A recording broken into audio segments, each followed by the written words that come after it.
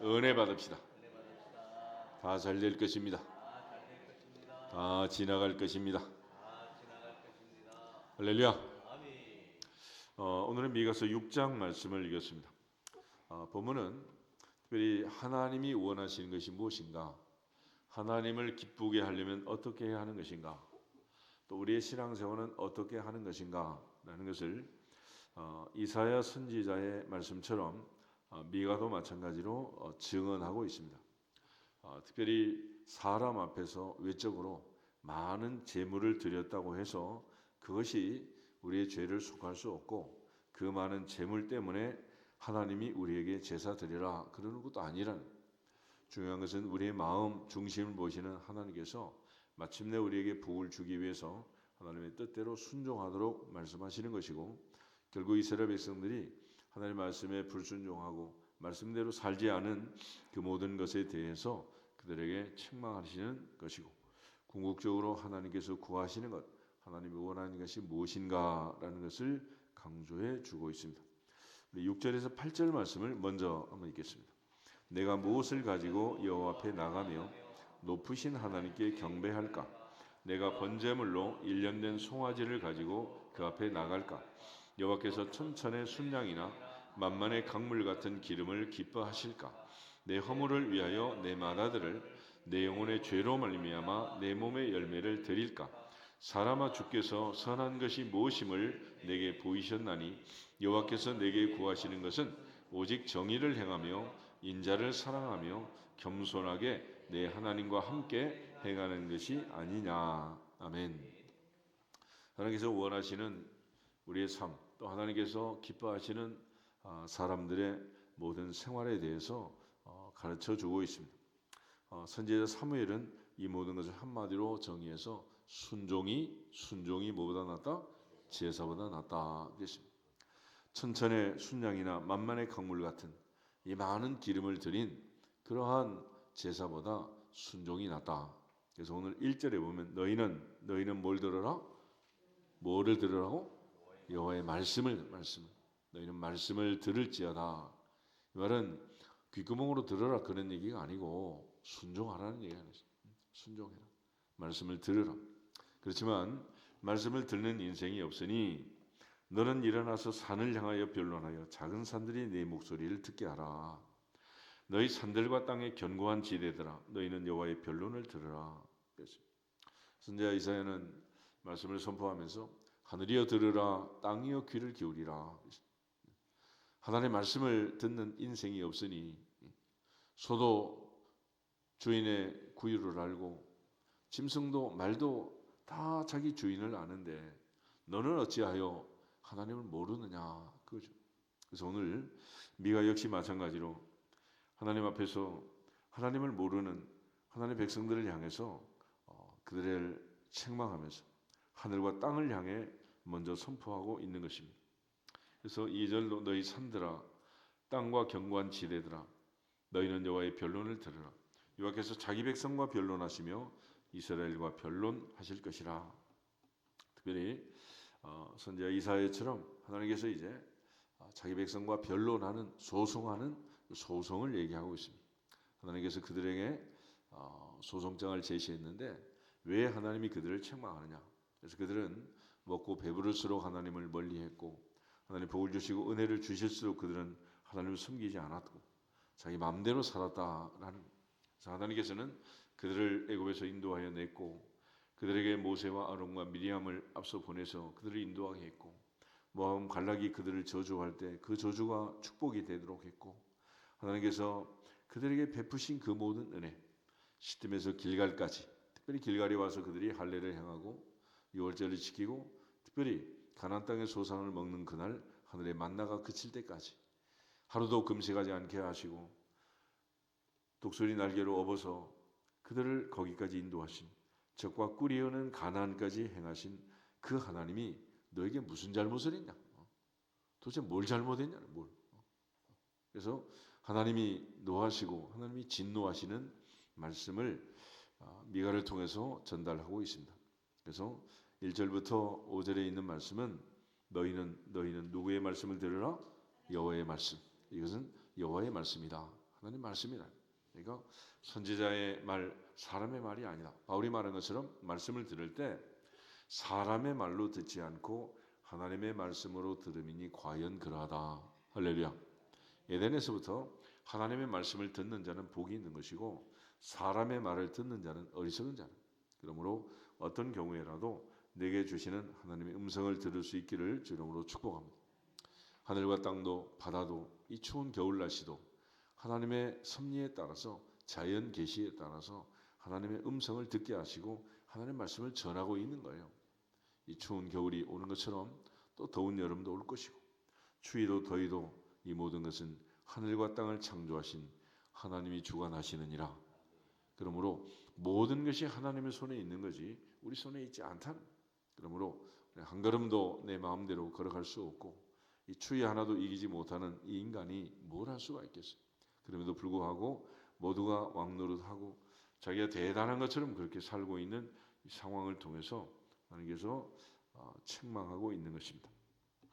3절에서 5절 우리 같이 한번 읽고 있습니다. 이르시기를 내 백성아 내가 무엇을 내게 행하였으며 무슨 일로 너를 괴롭게 하였느냐. 너는 내게 증언하라. 내가 너를 애굽 땅에서 인도해 내어 종노릇하는 집에서 속량하였고 모세와 아론과 미리암을 내 앞에 보냈느니라. 내 백성아 너는 모압 왕 발락이 꾀한 것과 부올의 아들 발람이 그에게 대답한 것을 기억하며 시딤에서부터 길갈까지의 일을 기억하라. 그리하면 나 여호와가 공의롭게 행한 일을 알리라 하실 것이니라. 아멘. 하나님이 행하신 그 모든 은혜와 복 하루도 빠짐없이 하늘에서 만나가 내리고 낮에는 구름기둥 밤에는 불기둥으로 광야 40년 그들을 보호하셨고 430년 종살이에서 해방하여 그들을 적과 꿀이는 가나안까지 인도해서 마침내 복을 주셨던 그 하나님이 행하신 일들이 그들에게 뭐가 잘못된 일이냐. 그럼에도 불구하고 그들은 계속해서 광야에서도 하나님을 배반하고 원망하고 불평하고 애굽으로 돌아가자 틈만 나면 원망했던 그 많은 일들. 그래서 민수기의 말씀처럼 너희 말이 내 귀에 들린 대로 행하리. 너희가 나를 원망한 모든 원망을 내가 들었다 그랬죠. 하나님 앞에서 앞으로 사는 동안 하나님을 기쁘시게 하는 내 입의 말이 마음의 묵상이 하나님의 사람 다윗처럼 연락되는 주인공들이 되시기를 주 이름으로 축복합니다.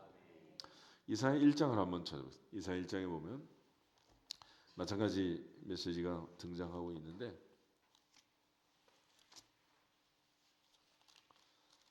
이사야가 66장에 해당되는 이 긴 말씀을 선포할 때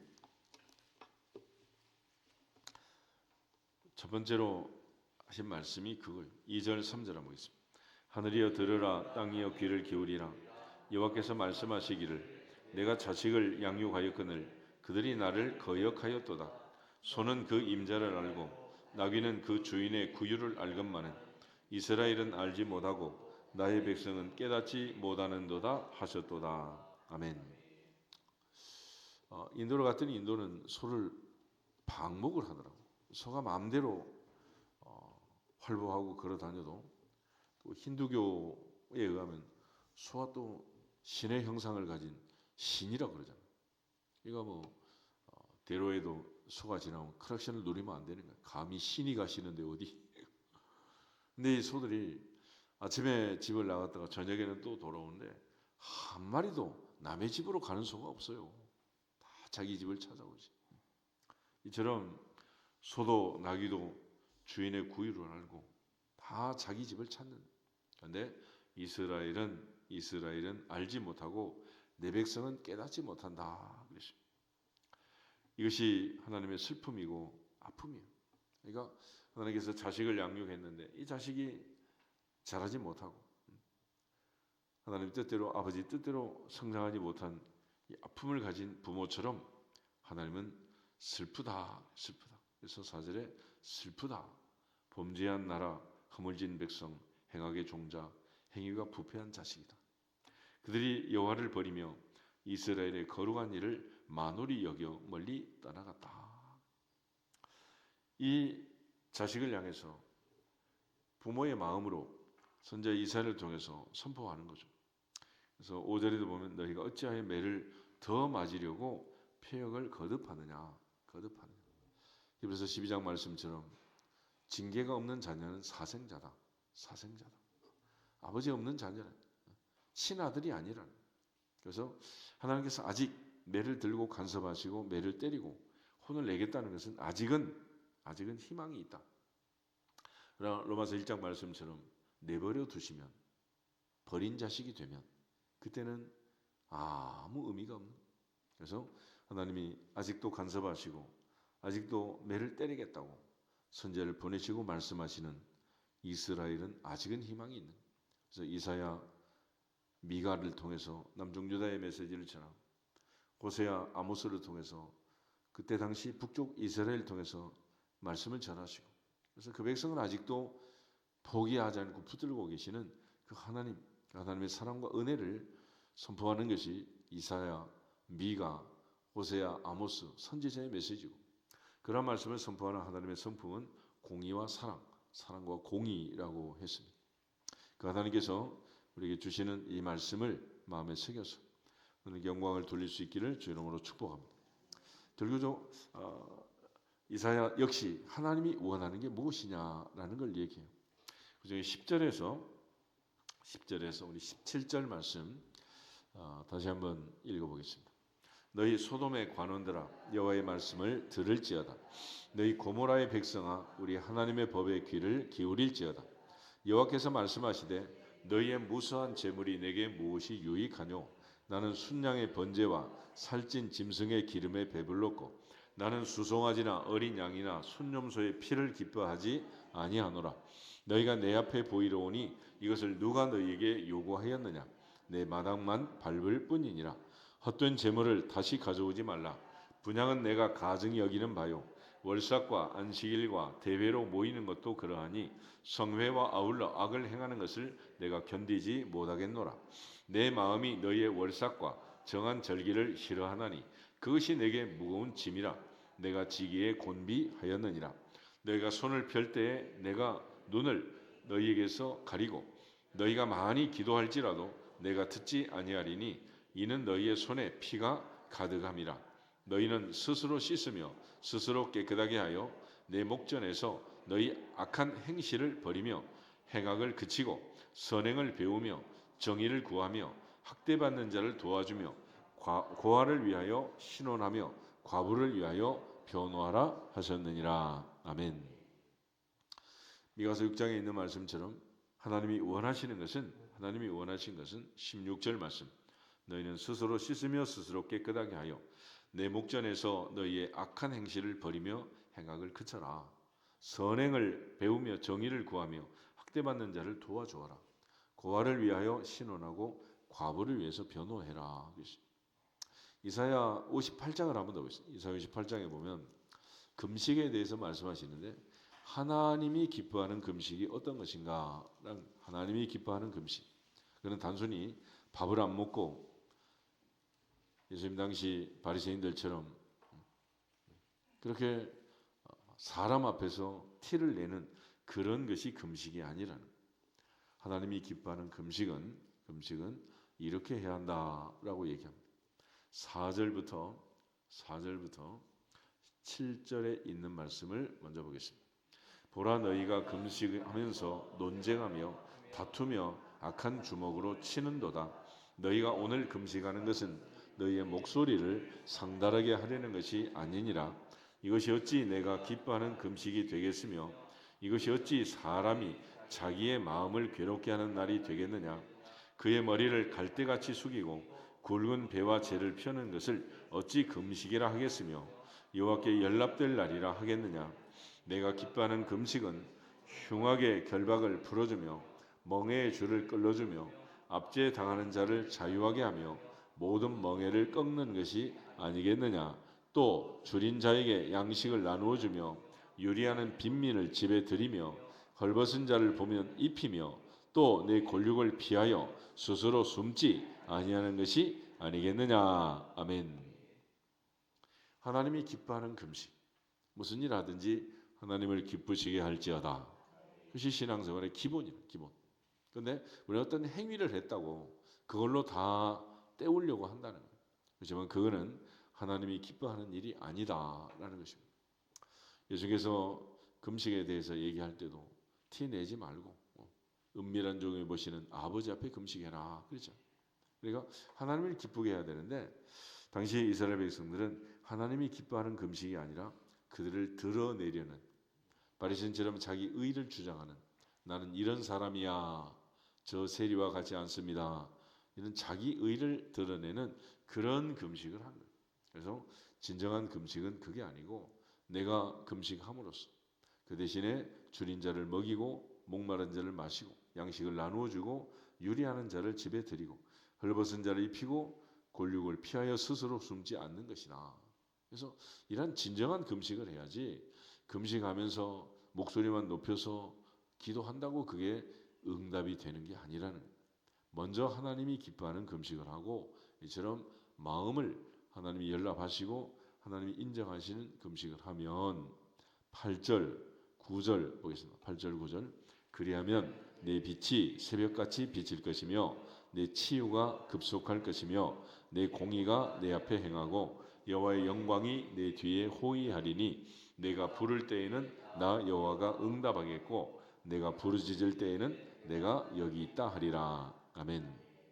그래서 8절 9절 두 절만 좋아하지 말고 앞에 조건을 잊어버리지 말라는. 그러니까 항상 하나님 앞에 기뻐하는 일을 하면 그리하면 새벽빛같이 하나님의 공의와 정의가 빛날 것이고 치료가 급속히 임할 것이다. 그러니까 고쳐달라면 그만 기도한다고 병이 고쳐지는 게 아니고 하나님 앞에 고칠 만한 일을 해야 하나님 고쳐주지 않겠어요. 이것이 그리하면이라는 말을 부사를 중심으로 해서 앞에는 해야 할 일이 있고 뒤에는 하나님이 응답하시는 약속이 있는 것입니다. 그래서 구하라 그러면 주시리라 하신 말씀처럼 구하는 것은 우리가 할 일이고 응답하시는 것은 하나님이 하실 일이다. 또 우리가 나누어 베풀고 하나님을 기쁘시게 하는 신앙생활을 하는 것은 우리의 책임이고 그 결과적으로 하나님께서 영육간에 복을 주시고 범사에 하나님이 하늘의 신령한 복으로 땅의 기름진 영육간의 건강함으로 채우시는 것은 하나님의 약속입니다. 할렐루야. 그러므로 하나님을 기쁘게 하라. 기쁘게. 그런데 늘 강조했던 것처럼 예수께서 가장 큰 계명, 지상 계명을 얘기하실 때 마음을 다하고 목숨을 다하고 뜻을 다하고 힘을 다하여 주 여호와 너의 하나님을 사랑하라 그랬습니다. 그 자체가 하나님을 기쁘시게 하는 하나님을 기쁘시게. 그래서 마음을 다해서 찬송하고 목숨을 다해서 기도하고 뜻을 다해서 말씀을 듣고 힘을 다해서 봉헌하지만은 우리의 찬송과 기도와 말씀과 봉헌이 하나님을 기쁘게 한다. 할렐루야. 하나님을 하나님. 그래서 우리가 찬송함으로 하나님이 기뻐하는 찬송을 해야지 내가 기쁘고 나 혼자 기분이 좋아가지고 들뜬 그런 찬송이 무슨 의미가 있겠냐.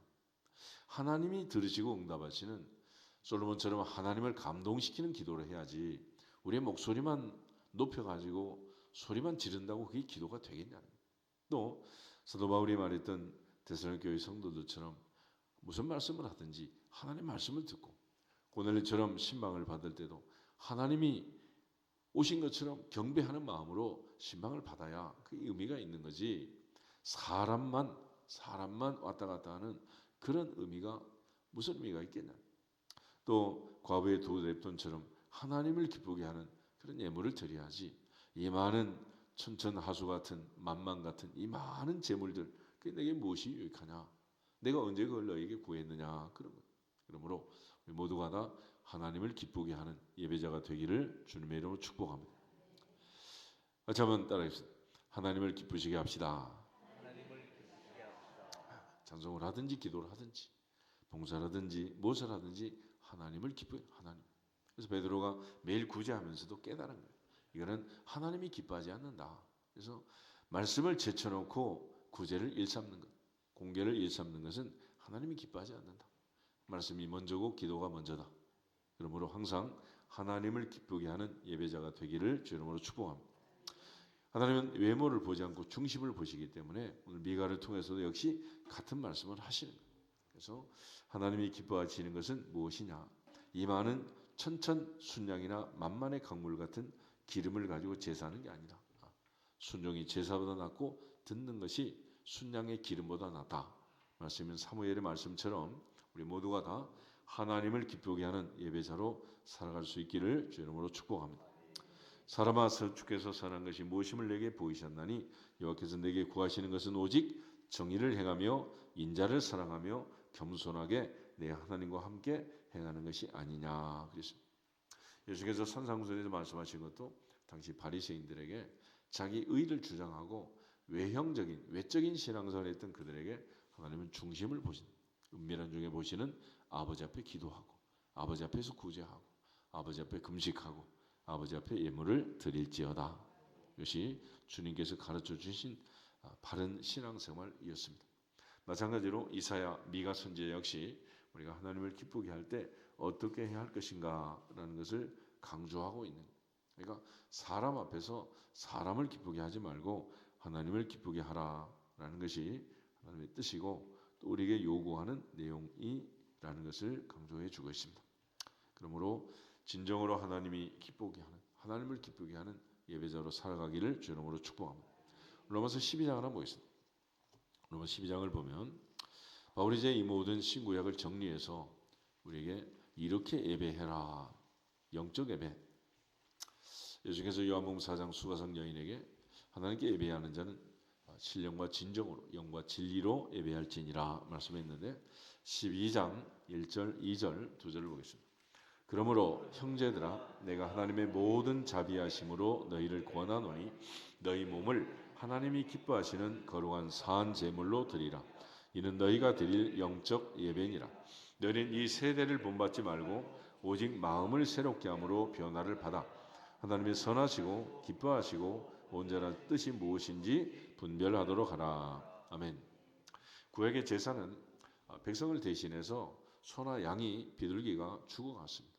그런데 죄인들이 제물을 끌고 와서 안수를 하면 그 안수받은 제물이 하나님 앞에 나가서 죽음으로써 죄가 사해진다라는 제사의 원리를 가지고 제물을 드린 거예요. 그런데 당시 백성들은 그 많은 제물만 죽도록 하나님께 바쳤지 그들은 변화가 되지 않았다. 그래서 바울이 이제는 우리가 소나 양이나 비둘기 가지고 제사 드리는 거 아니지만은 이제는 진정으로 하나님이 원하는 것은 사람이 변화되는 걸 원하는 것이. 그래서 너희 몸을 하나님이 기뻐하시는 거룩한 산 제물로 드려라. 그러니까 소나 양 정결한 것들을 하나님께 드렸던 것처럼 이제 우리 예배는 몸을 드리는 예배. 할렐루야. 그래서 우리가 비대면 예배에 대해서 그렇게 반대하고 코로나 시대에도 모이려고 힘쓰고 모이지 마라 그래도 교회가 모였던 이유가 여기 있는 거예요. 예배는 뭘 드리는 거다? 이 몸을 하나님께 드리는 몸.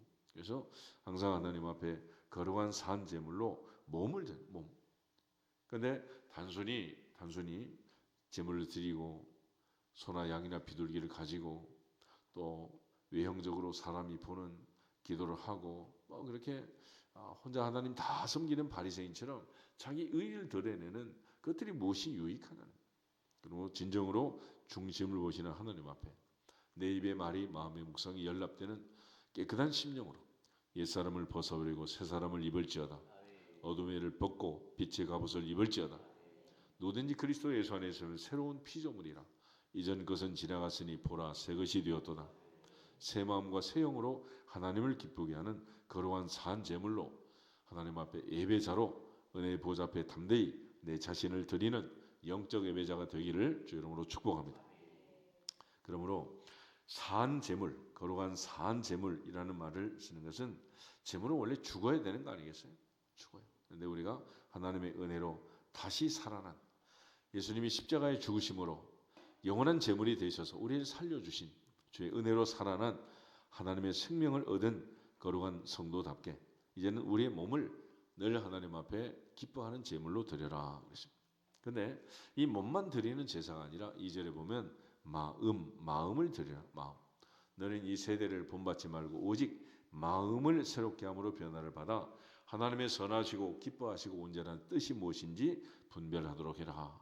그래서 우리의 몸과 마음이 하나님께 온전히 연합되는 주인공들이 되시기를 주 이름으로 축복합니다. 그래서 에스겔 역시 이 몸과 마음과 영을 새롭게 해라 그런 거예요. 에스겔 18장을 한번 보겠습니다.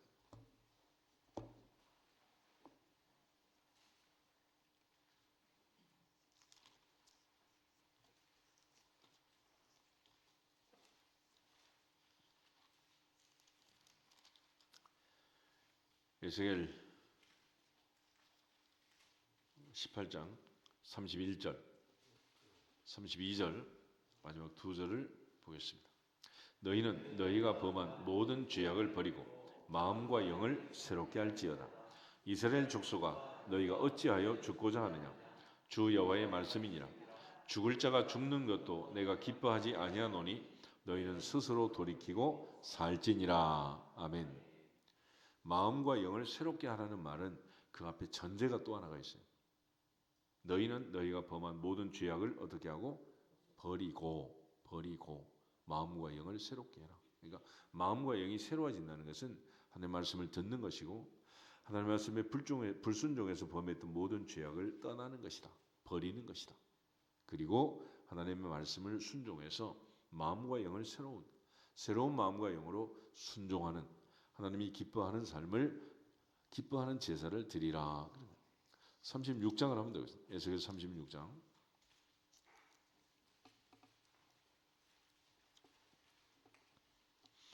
24절부터 28절 말씀을 보겠습니다. 24절, 내가 너희를 여러 나라 가운데서 인도하여 내고 여러 민족 가운데서 모아 데리고 고국 땅에 들어가서 맑은 물을 너희에게 뿌려서 너희로 정결하게 하되 곧 너희 모든 더러운 것에서와 모든 우상 숭배에서 너희를 정결하게 할 것이며 또 새 영을 너희 속에 두고 새 마음을 너희에게 주되 너희 육신에서 굳은 마음을 제거하고 부드러운 마음을 줄 것이며 또 내 영을 너희 속에 두어 너희로 내 율례를 행하게 하리니 너희가 내 규례를 지켜 행할지라. 내가 너희 조상에게 준 땅에서 너희가 거주하면서 내 백성이 되고 나는 너희 하나님이 되리라. 아멘. 그렇게 할 때 너희는 내 백성이 되고 나는 너희 하나님이 된다. 약속해 주고 있습니다. 그러므로 옛사람을 벗어버리고 새 사람을 입으라. 어둠의 일을 벗고 빛의 갑을 입으라. 바울의 말씀처럼 잘못된 모든 우상 숭배, 그들이 범했던 모든 악한 죄를 버리고 하나님의 말씀에 순종해야 한다라는 걸 강조합니다. 말씀을 순종하지 아니하면서 하나님의 뜻대로 살지 아니하면서 마당만 밟고 지나가면서 많은 재물만 바친다고 그것이 무슨 하나님 앞에 제사가 되고 유익하겠냐는 그런 차원에서 이제 미가 6장 마지막 9절부터 16절에 있는 말씀도 이스라엘 백성들이 사회적으로 부패하고 또 하나님 앞에 잘못된 그런 신앙생활을 함으로써 그들의 삶이 얼마나 피폐하고 어려웠느냐라는, 특별히 말라기 선지자의 말씀도 보면 그들이 많이 심어도 열매를 많이 거두지 못하고 많이 추수해도 구멍 뚫어진 전대에 집어넣은 것처럼 다 빠져나가고 말았다라는 거예요. 그런데 그들이 범한 그 잘못된 가증한 것들 중에 보면 10절에 이런 말이 있습니다. 축소시킨 가증한 에바는 말이야, 말. 쌀, 보리, 밀, 콩 수소할 때 옛날에 말이 있잖아요, 말. 그 말을 축소시켜가지고 예전에 서울에 오니까 뭐 그렇더라고. 시골에서는 한 마리, 서울 오면 두 마리거든요. 말 크기가 달라. 희한하더구만. 그러니까 이게 뭐 전부 다 요즘에 이제 디지털로 해서 이제 다 기계를 만들지만 택시를 타도 뭐 여기서 영등포를 나가도 뭐 택시마다 값이 다 달라. 그러니까 이게 매달 조작해가지고 뭐 그렇게 하는 것. 그래서 11절에도 내가 만일 부정한 저울 주머니에 거짓 저울추를 두었으면 깨끗하겠느냐.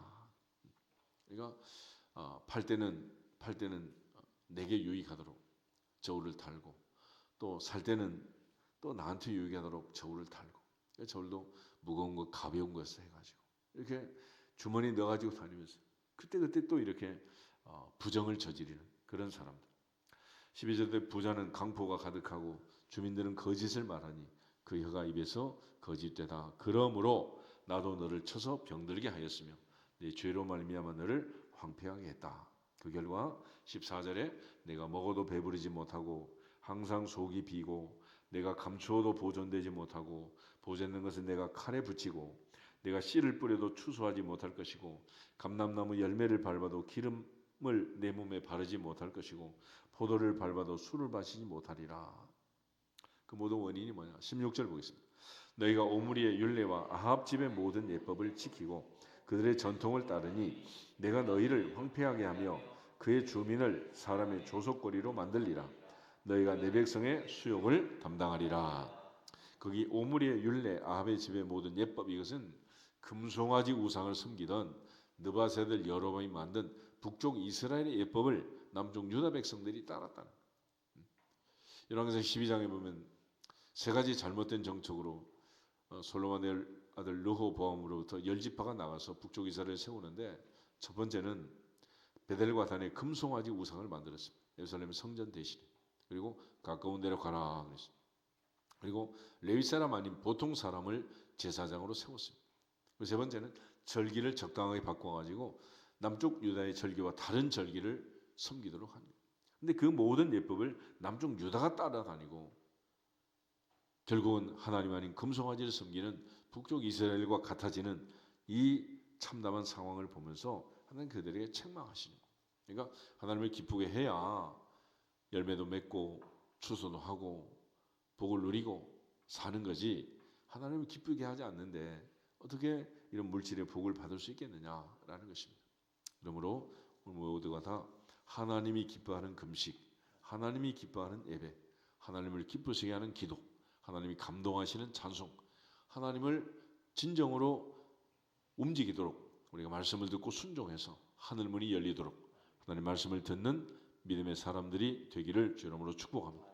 결국 미가서에 있는 이 모든 말씀은 한마디로 하나님을 기쁘게 해라. 하나님이 원하신 무엇인지.